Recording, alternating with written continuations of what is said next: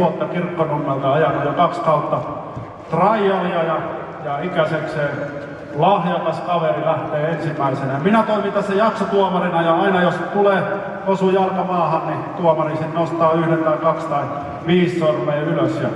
Ja idea on se, että se jakso päästään mahdollisimman vähillä jalkakosketuksilla ja 5 on maksimipistettä, mitä yhdeltä jaksolta saa. No niin, Veeti, anna tulla. Näin.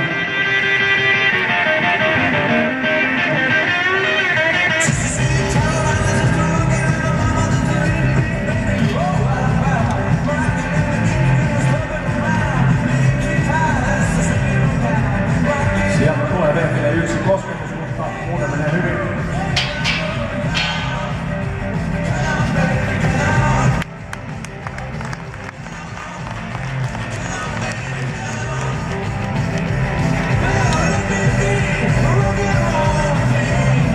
Vuotias Veeti, 1 kirjepiste. Miettikääpä hyvät naiset ja herrat, kun Veeti lähtee 15-vuotiaana mopolla liikenteeseen, niin saattaa olla keskivertoa parempi tuo moottorin hallinta. Annetaan Veetille hieman apua. Hienoa, Veeti suoritti sen 1 virhepisteellä ja seuraavaksi lähtee Werneri Mikkola Tampereen moottorikerhosta. Annetaan Wernerille raikuvat apua.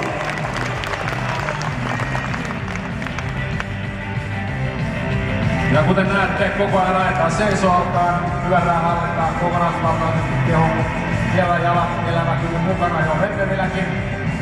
Polvet joustavat esteiden kohdalla samoin kuin nuo pyörän jouset, joita käytetään sitten apuna, kun hypitään tuonne poliisiautojen katolle ja muuta. Puhdas on Wernerin virhepistetili. Werner taittelee hieman siinä, Tommi Aavalamaisesti lähtee jo jalka hakemaan tasapainoa. Kyllä. Eikä virhettä. Näin se menee. Annetaan vielä sieltä Wernerille. Ja Antonin perään lähtee Mikkovo Lato Kirkkonummi MP-taito. Tässä siis menee erikokoisia junioreita. Ensimmäisenä matkaa taitaa olla hieman automaattinen 50-vuotiainen mopo. Sitten on taas tietysti 6-vaihteista pyörää, eli mitä isompaa kaveria, mitä taitavampaa veijaria, sitä isompaa laitetta voidaan laittaa myöskin alle. Mutta erittäin helppoa, turvallista on tämän lajin aloittaminen. Olipa sitten tavoitteena tulla Mika Kallioksi, Juha Salmiseksi tai Pekka Vehkoseksi, kaikki moottorilajeihin triali on erittäin hyvä korkeakoulu. Se on ihan selvä asia. Ja sitten lähtee Max Parkkonen Kirkkonummen MP-taidon perheestä ja Maxin perään lähtee Tomi Remander Kirkkonummen MP-taidon. Ja Tomin perään lähtee Niko Nurmio Manta Kirkkonummelta. Ja Nikon perään lähtee Henri Sierimaa Manta Kirkkonummen kerhosta ja Henrin perään lähtee Jussi Sekkanen Kirkkonummelta.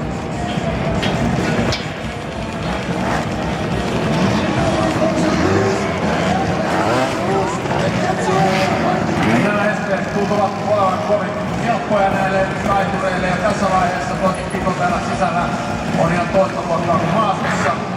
Ja tarkoituksena onkin näyttää sitä, että pyörän kanssa pärjäävä hetki ja Werner ovat jälleen maanalla. Muutaman kierros tässä ajellaan ja näin sen jälkeen katsotaan mitä trajektoreilla voi tehdä. Pyörät ovat siis 50-250-kuutioisia, painavat noin 70 kiloa, bensatantti menee bensaa litra tai pari, ja niissä ei ole valtavasti mukaan lokasuojissa. Vaihteita näissä pyörissä, jotka isoksia on 6, niistä käytetään ajossa 1, 2, 3, joskus 4. Nyt on hieman Veetillä tai Wernerillä jommalla kunnolla ongelmia, mutta ei hätää.